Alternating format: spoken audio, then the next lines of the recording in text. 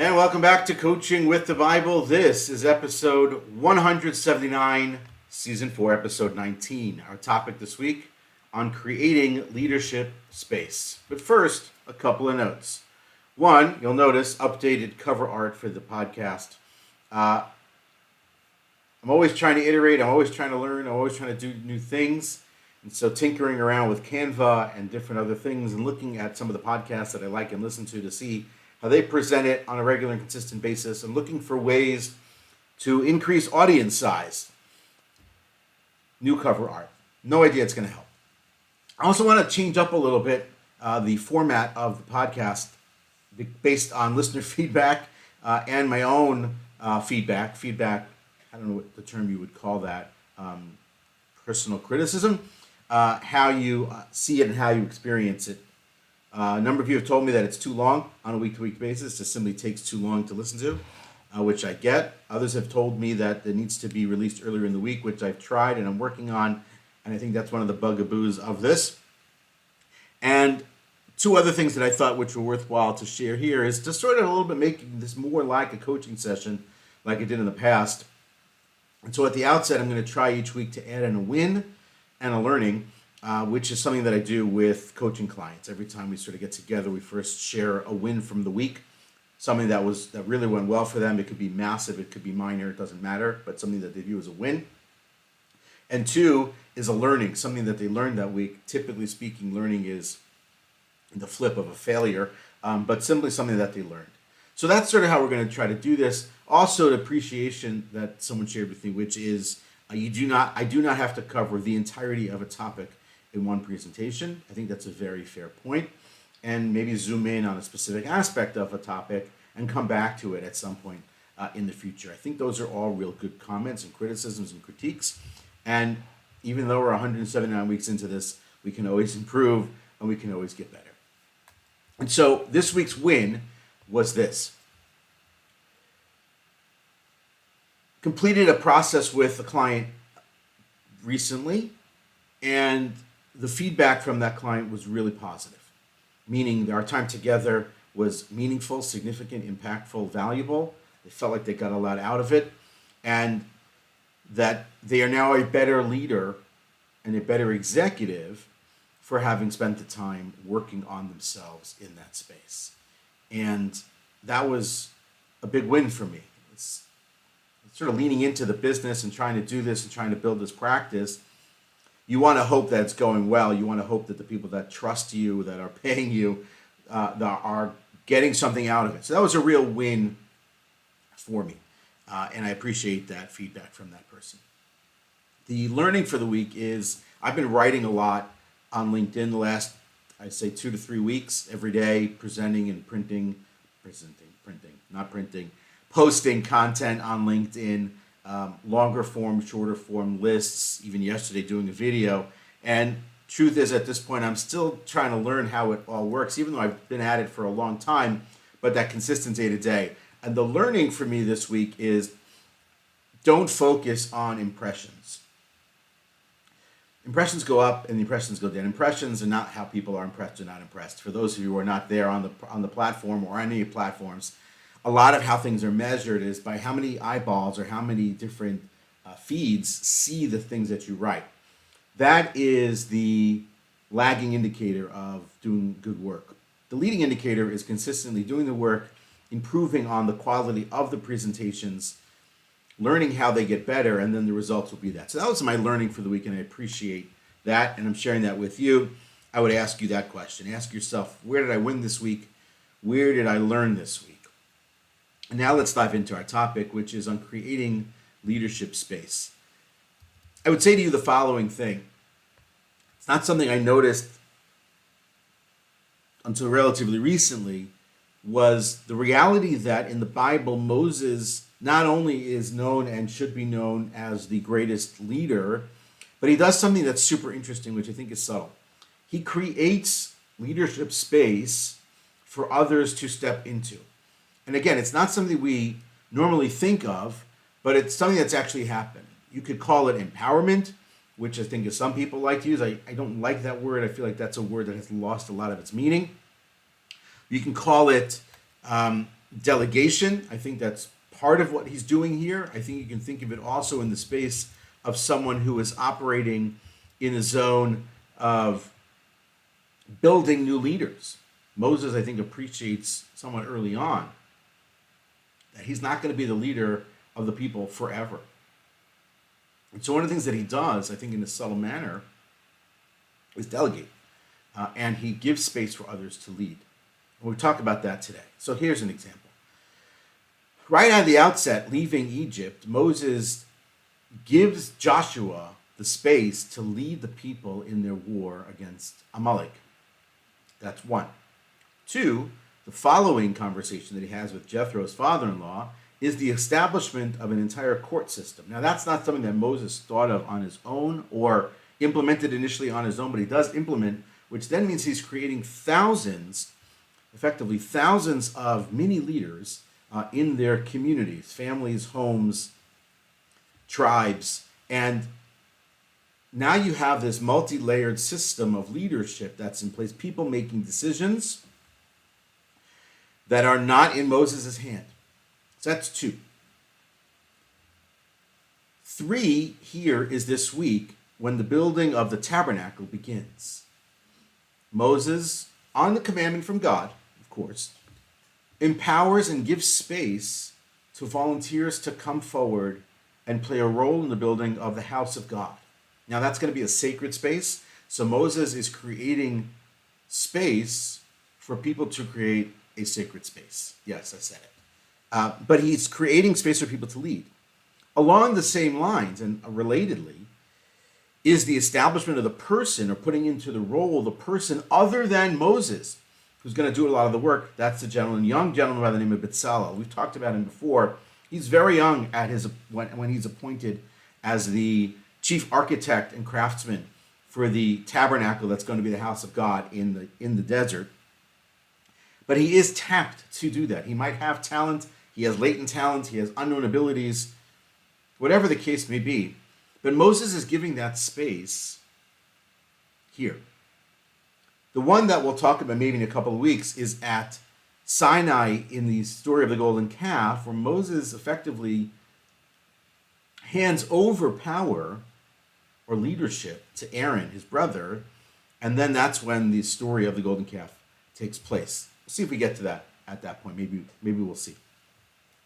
But throughout the course of, and then later on, when you establish the tribal system with the tribal leaders, and then you have the elders, there's a lot of this going on. Moses is creating a multi-layered system of leadership and leadership management and leadership development within the people. And I think that that's amazing. And I think it's an important thing to think about when you think about your leadership and the role that you play as a leader in your space, in your work, in your home. How are you doing that? What are you doing? So I would say to you, let's ask some basic questions. Here's the 3-question litmus test, I'll call it, for you as a leader. 1, how are you using your influence to grow emerging leaders? Are you? Are you not? That's a quick yes or no kind of a question. How can you be more intentional about their decision space? We'll talk about what decision space is in just a second. And how well do you communicate the why of this? Meaning, what are you doing with respect to other people on your team, with respect to them becoming leaders? Are you micromanaging them to death? Are you really just managing them? And so you're making sure that they're following their minion-like tasks? Or are you creating something with them being there? One's going to lead to burnout and leaving, and one's going to lead to people emerging and staying and building along with you. So it's an important thing to think about, and this is what it is.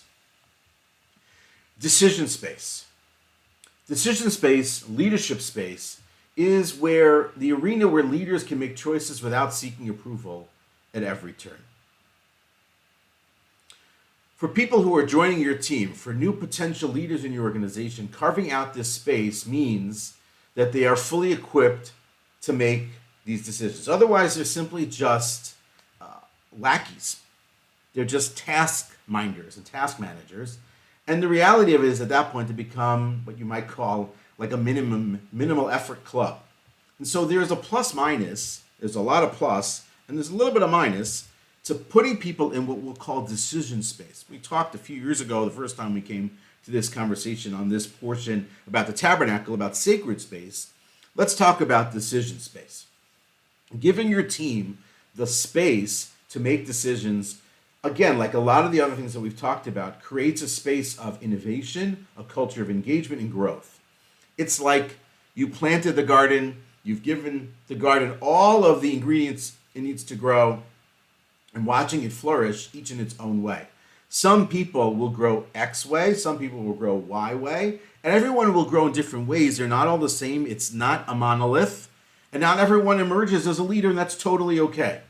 But the appreciation needs to be an understanding, like the quote from Richard Branson, which is train people well enough so they can leave, treat them well enough so that they don't want to, is the idea that by giving people the space to innovate and to lead and to create that environment so they're not just working, they're growing, they're thriving.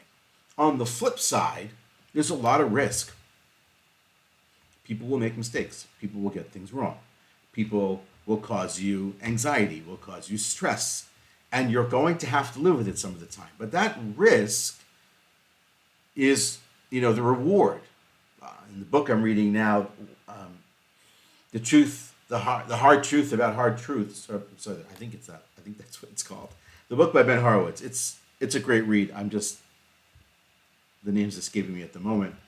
He has this idea about management debt. Management debt is when you make short-term decisions that have long-term negative impact on you, rather than taking your medicine now and having the long-term benefit. So by being in the space where you don't create room for others to lead, you're creating debt. The debt is that you'll make all the decisions, and then when you won't want to, you won't be able to not make those decisions because you will not have done anything to put people in a position to lead. And so let's say you step out for a week and go on vacation. I mentioned this once before in another episode, and nothing gets done or everything goes wrong. It's because you have not fostered an environment to create new leaders. There was a synagogue that I had met with and talked to years and years ago when I was helping synagogues grow in another role that I had. One of the mantras and values of the synagogue was that they felt tasked to create new rabbinic leaders for other communities, meaning that when a person came to them in a rabbinic capacity as an assistant rabbi, an associate rabbi, someone on the rabbinic clergy staff, who then ultimately would go on to another community and lead in another community, the community took it upon itself to give that person the space and the opportunity to grow as a leader. It was a fundamental value of the community. It was a brilliant, brilliant idea, and they created some amazing, amazing leaders. So there's plus minus, and it's important that we appreciate what that is. But it's also important that when we're doing this and you're working on this and you're implementing something like this on your team, that it's clear that A, that's a value of your team and why it is that you're doing it. In the specific instance, which we'll talk about in just a moment, but also overall. One, you attract better talent.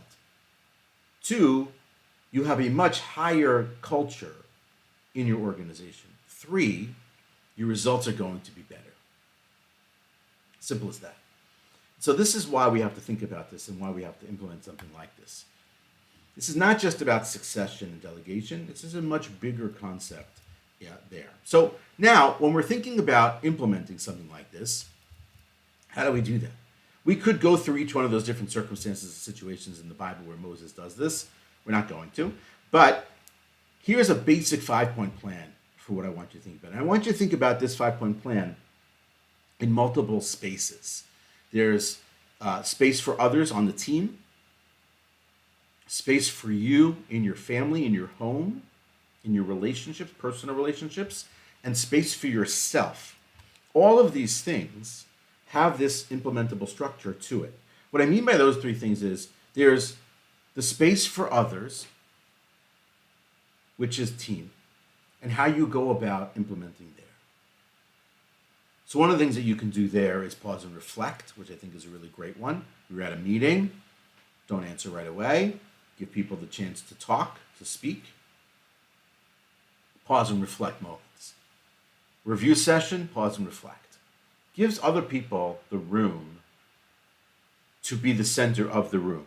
So to decenter yourself as the leader and to center focus on other people. That's one. When it comes to space for us, meaning space within the family setting, within the home setting, within the personal family structure, so there also is not just telling people what to do, but it's also giving the space for the conversation to happen, giving the space for people to think it through before sharing your opinion. And then for space for yourself is simply just creating space for your own reflection, your own time to think through for yourself, to become more creative, and to think about where you are and where you want to be, what you're doing, and what it is that you ultimately like to accomplish. I see that I'm already at 15 minutes. I promised to keep them shorter, so I'm going to keep it shorter. And so in each of those different spaces, it's important for you to consider the following structure. So here's the 5-point plan of implementation, which I think is really important. And again, we'll come back to this subject because I think it's important and to get to some of these things in greater detail. But here I'll call it this is my plan. Number one, this is based on the number of articles that I read. This is what I would call the seedling stage. Start with one directive and one choice. It's low risk, but it's their opportunity to nurture that risk. So, person on your team, give them one thing to make a decision on, give them two choices in that space, allow them to make that decision, no risk. Number two is the rooting process. You want to set clear boundaries for them and explain the why about what you do and how you do it, which gives them the foundation and the strong blocks within which they can operate, and it doesn't get too crazy there. Number three, after you've given them one decision and understanding of how it works, there's the growth spurt. Review and expand their decision space. Give them room to upgrade to a second level or third level or a number of decisions at the same time. Number four, what you might call the blossoming phase. You can sort of see this as planting a plant, which I'm not good at, but I think this actually works. Focusing on inputs. When we're talking about watching the plant grow, we want to focus on all the things that are going into the plant and not worry as much about what comes out. We want to make sure that people are appreciating the process and how they think and not just what they produce. Process is important because process is iterable. Process is you can automate on and ultimately make it better. And last but not least is the harvest. Create opportunities for this person for exposure and accept the mistakes that are part of their process and the growth. Each mistake is a learning, each mistake is a lesson, and it's not a setback. And so these are the ways in which I think creating space for others is really, really powerful and really, really important. To end, I want to share with you two quotes today. Quote number one comes from John Maxwell, who I've quoted a number of times. He's one of the greats in this space, in the coaching and personal development space. Number one here, he says, leaders become great not because of their power, but because of their ability to empower others. I think that's true. I think that fits very much right into what we're talking about here. And the last one, the quote of the day here, comes from Lord Jonathan Sacks. Good leaders create followers, but great leaders create leaders. That is Coaching with the Bible for this week. Look forward to seeing you next week.